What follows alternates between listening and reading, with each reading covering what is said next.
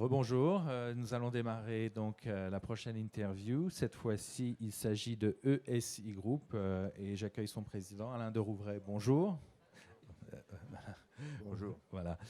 Donc, ESI Group, qu'est-ce que c'est? Je vais laisser Alain de Rouvray s'expliquer là-dessus en quelques chiffres et quelques faits, mais c'est un des spécialistes, un des leaders mondiaux de la simulation par ordinateur, en fait, de prototypes de la vie réelle, de la vie physique, qui sont simulés sur l'ordinateur. Est-ce que vous voulez en dire un mot? Oui, je pense qu'effectivement, c'est lié à de la simulation, mais la simulation, ça peut recouvrir tout et n'importe quoi. Donc, nous, notre objectif, c'est plutôt de faire du prototypage virtuel. Alors, le prototypage, c'est quoi? C'est avant de fabriquer un produit, en général, on l'essaye. Parce qu'on ne fait pas une confiance aveugle au dessinateur, au calculateur, au règlement, etc. On fabrique et on teste.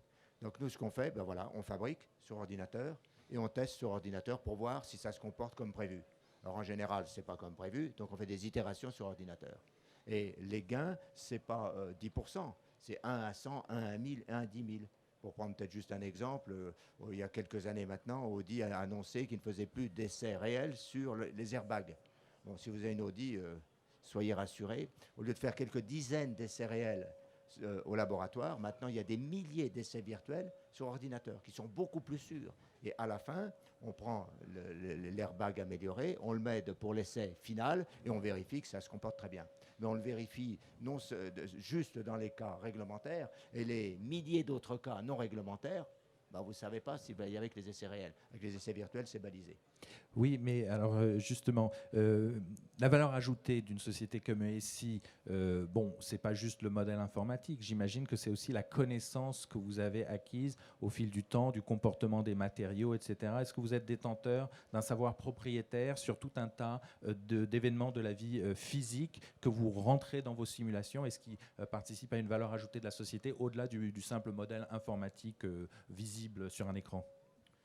Oui, ce qu'on voit, les modèles informatiques qu'on voit sur un écran, vous avez qu'à suivre la finance, vous verrez les modèles informatiques sur un écran. Ce n'est pas pour ça que ça a de la valeur. Donc nous, on a à peu près 35 ans ou 40 ans de mise au point d'essais virtuels. L'essai, on est devenu célèbre d'un seul coup, si je puis dire, avec les premiers crash tests il y a une vingtaine d'années. On était les premiers au monde à simuler sur ordinateur, sur des craies à 20 millions de dollars l'unité, le crash test. Bon, ça c'était à 20 ans. Maintenant, on est capable de simuler pratiquement tous les essais à toute échelle dans le domaine physique, technique, scientifique, etc. On a plus de 250 partenariats universitaires dans le monde entier. Donc en gros, on sait à peu près ce qu'il faut. Mais là où on apporte de la valeur, c'est en disant que, je m'excuse de le dire, tous les modèles sont faux, mais certains sont utiles. Donc la valeur, elle est où? Comprendre l'utilité des simplifications, les circonstances et les limites où les modèles ont de la valeur. Donc ce qu'on a fait pendant 35 ans, c'est baliser un certain nombre d'essais virtuels d'emboutissage, de soudage, de crash test frontal, latéral, de vibroacoustique, basse fréquence, haute fréquence, de fabrication de matériaux, transformation de matériaux, composites, etc., pendant plus de 35 ans dans le monde entier. Et maintenant, ce qu'on fait, avec ce qu'on appelle le prototypage virtuel, c'est l'assemblage, c'est les recettes, c'est fabriquer le matériau, si c'est composite par exemple, le transformer, l'assembler, créer, si on prend l'automobile par exemple, une caisse en blanc, puis rajouter l'habillage, les sièges, et puis les passagers, etc. Tout ça enchaîne. C'est ce qu'on appelle le prototypage virtuel de bout en bout, et qui crée une valeur extraordinaire. Et juste pour terminer sur ce point-là, par exemple, Volkswagen a décidé, j'espère pour eux, d'être le numéro 1 mondial en 2018, et ils considèrent qu'avec ESI comme partenaire dans ce but-là, en 2015, ils arriveront à faire leur véhicule à 90-95% complètement virtuel. Alain de Rouvray, quand je vous écoute, beaucoup d'exemples que vous citez sont issus ou renvoient au monde de l'automobile, mais ESI est beaucoup plus large que simplement les applications automobiles. Où est-ce que vous êtes également performant dans d'autres types d'industries? Oui. Alors, pourquoi on parle de l'automobile? Parce que c'est le secteur qui est le plus riche, même si ça ne se voit pas tous les jours. C'est là où l'investissement dans ces modèles virtuels était le plus grand. Enfin là, je reviens de Chine. J'étais en Chine la semaine dernière. J'étais en Russie il y a un mois. J'étais aux États-Unis il y a 3 semaines.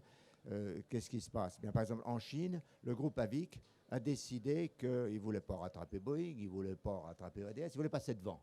Et comment ils vont faire? En fabriquant leur nouveau modèle de façon virtuelle. Et ils ont décidé que SI était le partenaire qu'il leur fallait pour faire des matériaux virtuels, des transformations des matériaux et distribuer ces matériaux, les process virtuels, dans l'ensemble du groupe AVIC. Bon, le groupe AVIC, c'est quand même 1 million d'employés. Bon, c'est pas mal, quoi.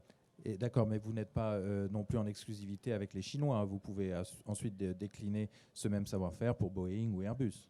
Ah, absolument, absolument. Non, non, mais pour qui en veut, hein, non, en fait, on est une solution de référence pour les leaders industriels. Alors, dans l'automobile, je citais Volkswagen.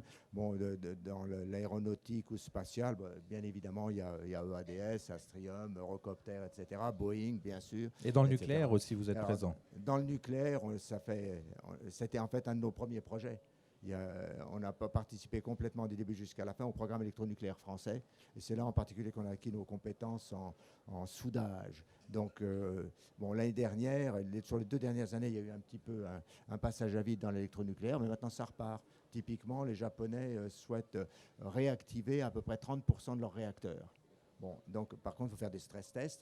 Et le stress test, c'est un petit peu difficile de casser vraiment, de voir si les fissures vont vraiment se propager. Donc c'est de plus en plus, c'est presque exclusivement basé sur des modèles virtuels. Et alors justement, le concept d'un modèle a été quand même, bon, par les événements qu'on connaît dans le nucléaire, un petit peu mis à mal parce qu'on dit comment prédire l'imprévisible. Est-ce que ESI peut aider les sociétés et les États à avancer dans ce domaine, parce que parfois, quand il y a un tsunami et un tremblement de terre à la fois, personne ne le prévoit. Comment pouvez-vous intervenir pour la simulation d'événements extrêmes? Vous avez parlé du réglementaire et du non réglementaire. Oui. Alors, le réglementaire, si on prend cet exemple qui était assez amusant, parce qu'on y a participé, et on y participe encore actuellement au Japon, c'est dire, un règlement dit il faut dimensionner pour un tremblement de terre, disons, au niveau 5 échelle Richter, et puis pour un tsunami de 5 mètres, par exemple, et puis pour des générateurs de secours qui sont réactivés au bout de 3 jours maximum. Et si ça ne se passe pas comme ça, c'est interdit. Le règlement l'interdit. Voilà. Bon. Alors, qu'est-ce qu'on peut faire avec nos modèles? On regarde si le tremblement de terre est niveau 8 et pas 5, quel impact ça a sur le bâtiment réacteur, par exemple. Si le tsunami et les vagues passent au-dessus des protections 2 mètres ou 3 mètres au-dessus, à quelle vitesse ils arrivent sur le bâtiment réacteur, etc. Et si les générateurs sont noyés, comment est-ce qu'on peut faire? On a combien de secondes pour fermer les portes et protéger les réacteurs? Les générateurs. Mais vous êtes donc confiant dans vos modèles, c'est-à-dire que s'ils sont poussés à l'extrême, ils vont pouvoir s'adapter de manière linéaire à la simulation. Je pensais que justement, dans les cas limites, les signes noirs, les black swan, etc., ce qui est vraiment très dur pour les autorités, les industriels, c'est quand on arrive à des seuils limites, les comportements ne sont plus linéaires et les choses se comportent plus de la manière dont on est habitué à les voir se comporter. Vos ordinateurs, quand même, permettent d'arriver au bout du spectre et de continuer à prévoir? Ce ne sont pas les ordinateurs, ce sont les modèles qui font ça. Et si le modèle devient plus complexe, on a besoin de plus de puissance. Mais si le modèle est idiot au départ, qu'il soit petit, moyen ou gros, c'est pareil. Donc le savoir-faire qu'on a accumulé pendant 40 ans, avec 250 partenariats industriels, universitaires, le nombre considérable, par exemple, dans différents domaines, de projets qu'on a fait avec différents clients, c'est ce qui a permis progressivement de baliser les domaines de fiabilité des modèles qu'on utilise. Ensuite, il y a un autre savoir-faire pour coupler les modèles et arriver à fabriquer des choses avec qualité. Et c'est ça qu'on met en place. Alors ensuite, comme c'est jamais déterministe, il faut faire un certain nombre de variations, c'est-à-dire relier les causes aux effets. C'est ce que font nos modèles. Et ce que je nous disais récemment un directeur, c'est officiel, d'Astrium, il nous disait le gros problème qu'on a, c'est que nous ne connaissons pas les relations entre les marges et la robustesse du lanceur Ariane 5. On sait que ça marche, mais si on touche quelque chose, on ne sait pas quels vont être les effets couplés. C'est là où ces modèles virtuels sont extrêmement utiles parce qu'ils mettent en place les relations de cause à effet. Les couplages sont induits, ce qui n'est pas du tout ce que fait la simulation, qui, elle, se calibre sur des protos qui existent déjà. Nous, on crée les protos du futur et on les secoue dans tous les sens pour vérifier qu'ils seront plus fiables et plus compétitifs. Alors, parlons un peu de la vie boursière de SI Group. Vous êtes à peu près petite centaine de millions d'euros de chiffre d'affaires aux dernières données publiées. Vous êtes en bourse depuis à peu près une décennie, même si la société a près de 40 ans. Et c'est un cours, malheureusement, qui aujourd'hui, par rapport au cours d'intro, fait plus ou moins du surplace. Qu'est-ce que le marché ne comprend pas, finalement, par rapport à cette présentation de toute la valeur de votre proposition de valeur? C'est très difficile de savoir ce que le marché comprend ou ne comprend pas. Je suis déjà un petit peu plus proche de ce que les analystes comprennent ou ne comprennent pas. Et c'est un petit peu délicat. C'est-à-dire, en général, ce que le marché ou les analystes comprennent, c'est ce qui peut se passer dans les 3 ou 6 mois. Ce qu'ils ont beaucoup plus de mal à comprendre, c'est ce qu'on appelle les megatrends. Alors, un certain nombre de questions qu'on nous pose souvent, c'est est-ce que vous êtes sur une niche? Bon, moi, je suis ni sûr ni dans la niche, je ne suis pas Médor. Nous sommes sur un marché qui a un potentiel considérable. C'est quoi ce marché? C'est l'évolution, c'est l'utilisation de la puissance informatique dans le monde réel. C'est utile pour l'éducation, c'est utile pour l'électronucléaire, c'est utile pour l'automobile, c'est utile pour la fabrication, c'est utile pour réindustrialiser la France. Regardez, vous voulez réindustrialiser, comment est-ce qu'on fait? Par exemple, on peut supprimer de moitié le nombre de jobs pour faire un produit donné. Bon, ce n'est pas très politiquement correct, mais c'est une façon de faire des économies et de relancer. Ensuite, ce qu'on peut faire, c'est faire des produits nouveaux, beaucoup plus efficaces, par exemple avec des matériaux composites. C'est très bien. Ça, c'est quelque chose qu'on a énormément de mal à faire physiquement. Ensuite, ce qu'on peut faire, c'est créer d'autres jobs dans l'informatique, dans le IT, etc. Il y en a partout. C'est un domaine énorme. Bon, alors, qu'est-ce qu'il faut faire pour y être? Il faut investir, créer un réseau, etc. Donc, c'est des tendances lourdes. Alors, les gens qui regardent disent ouais, mais il va y avoir une crise. Alors, il va y avoir une crise. Je pense que notre stock, la valeur a monté parce que dans ces fameuses crises récentes, on ne nous a pas vu couler. Gentil, comment ça se fait? Comment ça se fait? C'est normal. Nous, on est dans des crises depuis qu'on existe. Mais vous avez des gros clients, aéronautique, transport, énergie, automobile. Ce sont des gens qui sont exposés au cycle économique. Si vos clients souffrent, vous ne souffrez pas? C'est l'inverse. Nos grands clients, ils ont besoin, si vous prenez un grand client comme Boeing, par exemple, ils se disent, si je ne sors pas des nouveaux avions en matériaux composites, bien c'est peut-être ADS qui le fera, ou c'est Avic qui a bien l'intention de le faire, ou Embraer. Donc il faut que j'innove. Et je n'ai pas fait jusqu'à présent. Pourquoi? Parce qu'il n'y avait pas le feu, parce qu'on se tenait par la barbichette entre EADS et Boeing. Mais maintenant, on ne peut plus. Et de même, dans l'automobile, il y a des nouveaux règlements. Alors maintenant, on ne peut plus rester comme avant. Il faut que ça soit plus léger, que ça consomme moins d'énergie, que ça coûte moins cher, que ça soit aussi sûr. Comment on peut faire? Faut faire beaucoup, beaucoup plus vite, beaucoup, beaucoup moins cher. Donc, on comprend qu'il y a un énorme potentiel pour votre marché. Vous êtes un acteur de taille encore relativement modeste. Est-ce que vous avez les moyens de vos ambitions? Est-ce que, parce que tout ça en R&D, j'imagine que c'est des efforts d'investissement considérables, ou est-ce que finalement, d'être adossé, je ne sais pas, un géant du secteur de la simulation informatique, ce serait un moyen pour vous d'aller plus vite? Bon, sur les géants, on parle des pas de géants, mais je ne suis pas sûr que ça soit vraiment qu'ils aillent nécessairement dans la bonne direction. Donc non, une des raisons pour lesquelles on est rentré en bourse, c'est que ça nous a permis de lever des fonds. On a levé 30 millions d'euros en 2000, au bon moment, c'est très bien. Bon, aujourd'hui, les efforts de R&D sont non, ils ne sont pas vraiment considérables. On arrive en gros à maintenir notre R&D, bon, qui est bien, c'est près de 30%, 20% de nos revenus globaux. On arrive à les maintenir avec une croissance qui est à peu près la moitié de la croissance de notre chiffre d'affaires. Au niveau du réseau commercial, on est worldwide, maintenant on est partout. Bon, donc il y a un accompagnement commercial, et pour les services, ils sont très bien payés. Donc, en gros, régulièrement... Donc, votre statut d'indépendant, vous êtes confortable avec, mais alors, du coup, si vous restez indépendant, comme on vous entend le dire, quid de la concurrence, éventuellement, d'autres grands acteurs informatiques qui voudraient venir sur ce segment?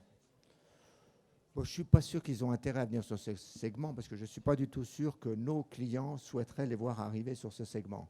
C'est une chose, donc je ne pense pas que le risque soit là. Ce qui est un petit peu plus gênant pour nous, et le fait que le cours de bourse soit bas, il ne va peut-être pas rester bas indéfiniment, c'est pour notre politique d'acquisition. Mais là, jusqu'à présent, on a un prêt syndiqué de 30 millions d'euros, donc on a quand même, peut venir voir. Et puis je pense que les partenaires, le jour où on en aura besoin, ils ne seront pas loin.